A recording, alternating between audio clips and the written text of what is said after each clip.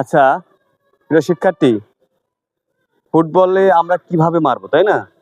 এটা শেখার বিষয় না? আচ্ছা, আমরা বলকে যখন আমরা বলে মারবো, বলে গায়ে মারবো, তখন কি করব? এইভাবে দেখো, চিন্তা করো।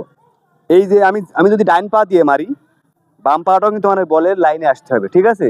তাহলে আমি বলকে যেখানে মারবো বলের লক্ষ্যে পৌঁছাতে পারবে, ঠিক আছে? তাছাড়াও অন্যথায় যদি আমরা ব্যালেন্স না রাখি, তো এখানে রাখি যদি এভাবে মারি, তাহলে কিন্তু আমার ব্যালেন্স থাকছে না, তাই না? থাকছে নাকি? থাকছে না। এখন আমাকে কি করতে হবে? দাও বল আবার।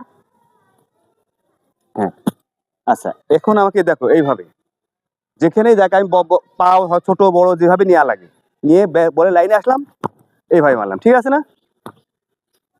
গোল হয়েছে না? হ্যাঁ, এইভাবে আমরা প্রত্যেকটা, যদি আমরা এইভাবে ডান পায়ে মারি, আবার বাম পায়েও যদি হিট করি, সেক্ষেত্রেও আমরা কি করবো? ডান পাটা এখানে আনবো, এইভাবে মারবো। ওকে, বুঝতে পারিস তো সবাই?